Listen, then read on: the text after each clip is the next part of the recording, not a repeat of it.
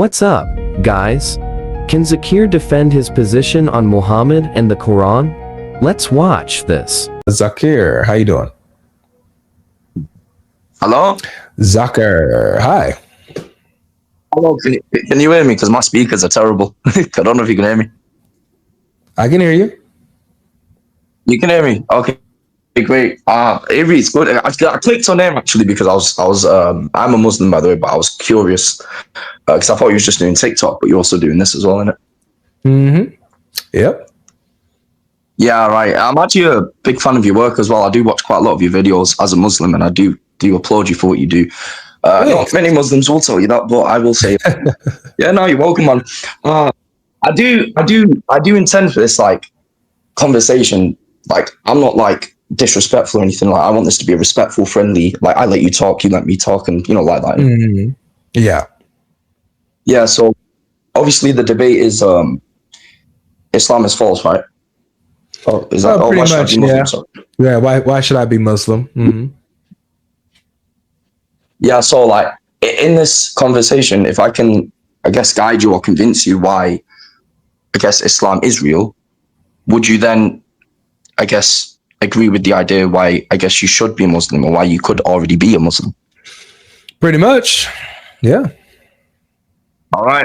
So I guess we'll just start like nice and easy then, I guess. So what's your number one reason why you don't want to be a Muslim, I guess? Well, I pride myself on continuity. So the fact that Muhammad is out of continuity with Jesus and Moses and the previous prophets demonstrates to me that he's not a true prophet, and therefore the religion he brings is not a true religion. So that's number one for me. Right. Okay. Number one. Okay. Okay. Mm-hmm. Anything else, or just the main reason? Well, yeah, there are. Jesus tells us that you can tell a prophet by their fruits that they bear, and I do believe from what we see in the Quranic sources and Islamic sources like Hadith and stuff like that, that Muhammad was not a good man. He was a very, very terrible moral example. Mm-hmm. Okay, I got you. All right, no problem. So obviously your first point, including that you don't believe basically Prophet Muhammad resonates with Jesus' teachings, right? Correct. Oh, you don't believe? Okay. Well, I come with more of like a esoteric meaning. Right? So I'm just gonna basically like give you the foundations of like what I'm gonna discuss about. So like I go in the depth in the Bible and in the Quran, yeah. And I basically extract like the true symbolic or meanings from the outside and then the inside of what God or Jesus or Muhammad or whatever tries to speak, and find links that hopefully I'll be able to introduce to you, right? So you obviously don't believe Muhammad was a true prophet just because his teachings doesn't align with obviously the Bible. But I would come and argue that Muhammad actually does, most of what he says is in alignment with the Bible, and that obviously you obviously, because you speak to a lot of like scholars and like a lot of scholars and sheikhs and stuff, when you ask like what is Islam, they will always say, oh, Islam is this, or Islam is like oneness, or Islam is a religion or whatever. But I'm here to come and tell you all Islam truly is submitting to the divine, to God, right? That's what Jesus Christ did, right? And obviously, I know you've got something to say there, but let me just finish this point off and let you speak. So Islam is just submitting to the Lord, which Jesus obviously would call the Father. He submitted to the Father. He became one with the Father. And that alone is what the Quran came to help do. Okay? I'll let you speak as well. Okay. All right. So I'm going to read you a verse from Jesus in the gospel. And I want you to tell me if Muhammad is in line with this, okay? Okay, go on. All right. Forgive me as well, because I don't have anything really. So I don't have anything like. It's all good. Bad in it, so I'm just going wrong. Yeah, it's all good. Yeah. It's all good, man. All right. So this is going to be John chapter 6, verse 40. Okay. And this is what he says. He says, "For this is the will of my Father, that everyone who looks on the Son and believes in him should have eternal life, and I will raise him up on the last day." So here Jesus says that he's the Son of God, that all are to believe in for their eternal life, and that he himself is going to raise them up on the last day, on Judgment Day. Right, this Would is you say Jesus that Muhammad? saying that, This is Jesus. Yep. Would you say that Muhammad is in line with this teaching? Yes, let me explain. So this teaching says, for this is the will of my Father, so that everyone who looks on the Son, which we could say interpret that as Jesus, right? The Son. Yeah, that's Jesus. Yep, talking about himself. I just don't want to make any like silly little mistakes or anything, so I'm just making sure we're on the same train there. And believe in should have eternal life, and I will raise them up on the last day. Now there is another Bible verse that like I remember that is in alignment with this as well, where it says like, "Whoever believes in me will never perish," and stuff like that. Heard verses like that before too. Yep, you're absolutely right. Yeah, so there is in some hadiths where obviously Prophet Muhammad would say, like there is an example. I'll bring the one off the top of my head. So basically, in a hadith, Prophet Muhammad would say that, I think it's like, if you take care of an orphan or something, I'm just paraphrasing it, but if you take care of an orphan, me and you will be like this on the day of judgment with his fingers crossed, right? Basically, like, if you take care or basically follow his teachings, which was love and piety, you basically, Muhammad, right, will raise you up, or he'll be with you on the day where you will be judged or review your life, and you will be with him with his companions and stuff on the day of judgment, right? Does he? Secondly, so wait, pause there. Does Muhammad agree and teach? Yeah, does Muhammad agree and teach that Jesus is the Son of God, who all are to believe in for their eternal life, and he, Jesus, the Son of God, will raise them up on Judgment Day? Does Muhammad teach this, and is he in line with that? Wallahi, I'll answer you. I'm not beating around the bush. I just need to say this really quickly, okay? I will answer it, okay? So, Jesus reflected the consciousness of God, right? As you would say, Jesus and the Father, they were like one. So, Jesus embodied God, right? The same nature, like you said to the other brother before. Jesus, let's look at him from consciousness, right? He's what you would call the Christ. No, I'm getting to it, I promise you. He's what you'd call the Christ consciousness, right? Muhammad already had his Christ consciousness within him, Muhammad's consciousness, which was already in alignment with him. So just because if you call them Muhammad or Jesus, they both teach the same message, submitting to the Father. If you follow that way of life, then yes, what Muhammad, he agrees with. If you follow Jesus, like if you follow his way of life, then he will bring you up, and you will have supporters on the day of judgment helping you. All right, so I'm not asking about supporters helping you or interceding on your behalf or bearing you up on Judgment Day. I'm talking about believing in the Son, that what the verse Jesus Christ. I'll read the verse again. Sorry, isn't that read the verse again? Okay. Nope, I'll read the verse again. He says, "For this is the will of my Father, that everyone who looks on the Son," not anybody else, you look on the Son, Jesus Christ, and believes in him, believe in the Son, should have eternal life. So you look and believe in the Son. You look towards the Son for your salvation. You look and trust in the Son. If you believe in him, you'll have eternal life. Right. And he says, "And I what do you think raise him up. I will raise him up on the last day."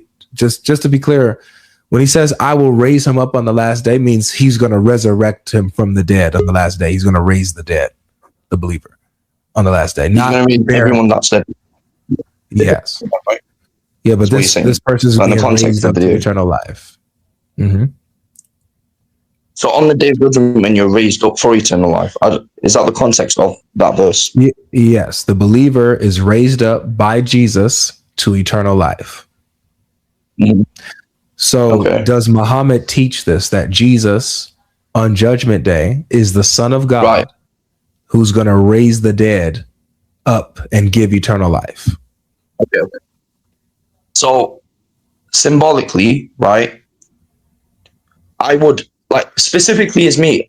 I wouldn't have any harm in believing that, but I don't know if, and because I'm truthful, I don't know if Muhammad specifically in the Hadith, right, narrates like this is true or this is not. But I would say he would believe that. Yes.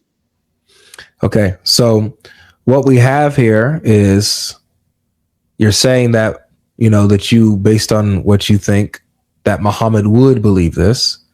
And the thing is, bro, is that he doesn't. He actually, Muhammad denies that Jesus is the Son of God. That's number one. And number two, Okay. he rejects that Jesus is the source of eternal life. He's the one giving you eternal life. He doesn't believe that. Well, that's the thing. Jesus' father is the one giving him eternal life. Do you know what I'm saying? No, it's Jesus. Look, here it is again. Jesus says, actually, let me just couple this with this verse too. Hold on. So we go to John. Yeah, whoever looks upon the Son. Like that's what I'm saying. So the disciples that follow Jesus. Yeah, go on. Look, so right, we got that verse right here, right, that we're talking about. Now watch what Jesus says. In John 10:28, he says, I give them eternal life, and they will never perish, and no one will snatch them out of my hand. So Jesus is teaching. Wait, above that as well, dude. Yeah. It starts there by for this is the will of my Father. So let's just a little question.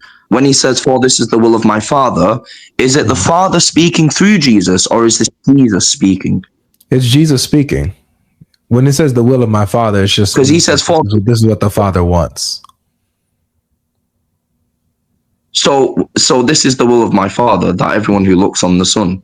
So basically he's saying my Father's telling me whoever looks at me, right, and believes in basically the Son should have eternal life. Well, not that my Father's telling me. This is what my Father wants. I would have no problem in saying this is an alignment with the true Islam. Yes. Yeah. So where would you get this from?